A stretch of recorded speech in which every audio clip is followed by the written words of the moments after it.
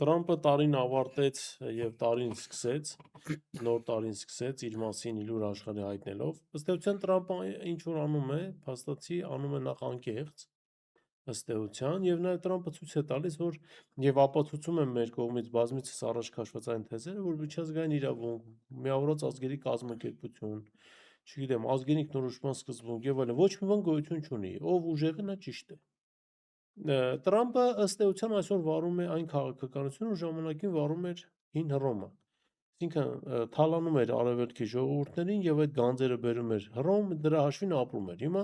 նույնն անում է Միացյալ Նահանգները։ Ինչու է Տրամպը այսպես ավելի ագրեսիվ դարձել, որովհետեւ մերձավոր արևելքից եկող նավթային հոսքերն են կրճատվել,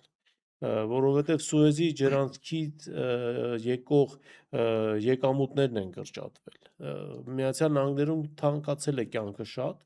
եւ որպեսզի ներքին ցնցումներ չլինի եւ ժողովրդական այսպես հուզումներ չլինեն, Տրամպը շեղում է այդ ուշադրությունը եւ ժողովրդին ըստ էության տալիս է, փորձում է տալ հաց եւ տեսարաններ։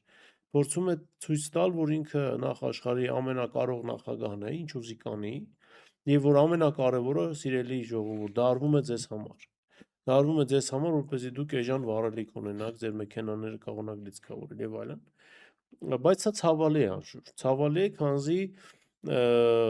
Պոտսդամի այսպես անվտանգային համակարգը, որի որոշումը կայացվեց Պոտսդամում 45-ին, ըստ էության չկա այլևս։